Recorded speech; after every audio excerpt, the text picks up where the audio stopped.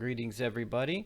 I thought it'd be good to do this problem, which I've taken directly from my math lab, and see if we can solve it. So I'm given this unspecified equation of a parabola. I say unspecified because the constants a, b, and c are not revealed. Okay? And I know that it satisfies two conditions. This point is on that parabola, and the parabola has a tangent line of y is 5x minus 2 at the point specifically 1 and 3. Okay, so here's our answer. Let's see how we get it. So I'm dealing with essentially this function.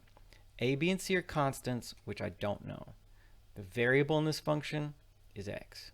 Okay, so when I start working on this, if it should be important at any point, I'll have to consider that a, b, and c are constants, like some of the rules of calculus say we do such and such with a constant. So I'll have to keep that in mind, and then x is the variable. So I thought I would look at these conditions one at a time and see what I can do with them, and then put that information together. That's my instinct for how to solve it. So let me show you that. That first condition, which says that the point 0,2 is on the parabola, means that in that formula, if you plug 0 for x, you get 2 for y. So here's what that would look like. 0 for x, 2 for y means a times 0 squared plus b times 0 plus c is 2.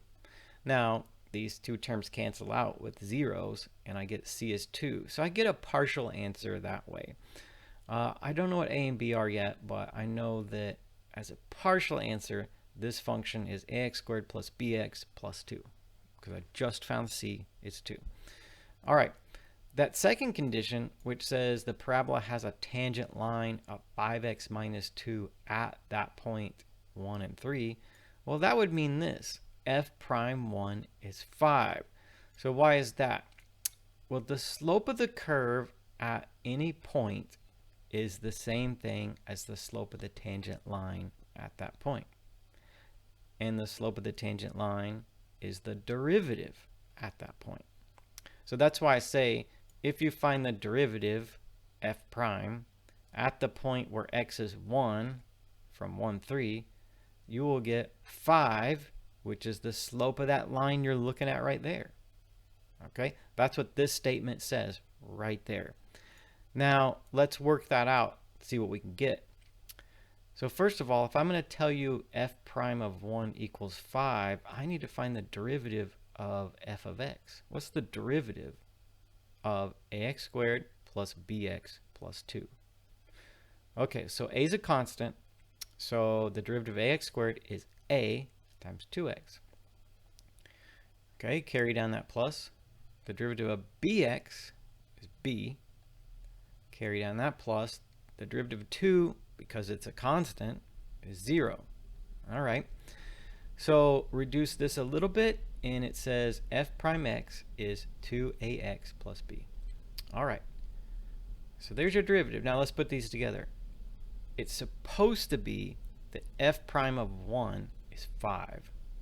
So I put 1 into this, 2a1 plus b, and that needs to be 5. The furthest I can take this is for it to say 2a plus b is 5. Okay. Now, with just these two conditions, I'm at an impasse. I can't get any further. So what I need is somehow another equation. So let's talk a little bit about algebra. If you want to solve for two variables, you need two equations. So here I'm trying to solve for a and b. Okay, that's two variables. I'm looking for two things. I know I called a and b constants, but two unknowns. I'm sorry, two unknowns. If I want to solve for two unknowns, then I need two equations. So is there some way I can get another equation out of these two conditions? Okay, think of it like that. I need another equation. I'm not going to get anything just looking at 2a plus b is 5. So here's a condition 3 as I see it. I know condition 3 was not given up there, but I can figure this out. It's also true that if I have a tangent line at the point 1, 3, that point also has to be on the curve. For those of you that like pictures, if you can organize your thinking with pictures better, then here's what I'm saying. There's this curve. I know this point 0, 2 is on it. That was the first condition. But if I know there's some tangent line at the point 1, 3, that's got to be on the curve too. So what's that mean? It means that if I plug in 1 into our function for x, I'll get 3. So what's that mean? A times 1 squared plus b times 1 plus 2 equals 3. Reduce this a little bit, you'll get a plus b is 1. Now I've got 2 equations and 2 unknowns. All right. So when you learn algebra, you learn how to solve that kind of problem. 2 linear equations, 2 unknowns. The way that we solve it is, this is at least the way I'm going to do it now. I'll multiply this second equation by -1, because if I do that and I add it to the first equation, one of the unknowns cancels and I solve for the other. And then using that, I solve for the last one. So I find that a is 4 directly from this, but then if I put 4 in either of these for a, I can figure out that b is -3. So then I have it. Here's your function.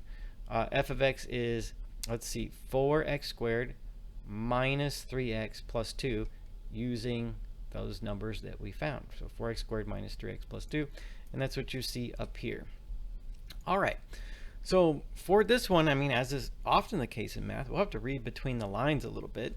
You might spell out these conditions verbally, but I'm going to have to translate that into equations and figure out how to use my results together to ultimately solve it.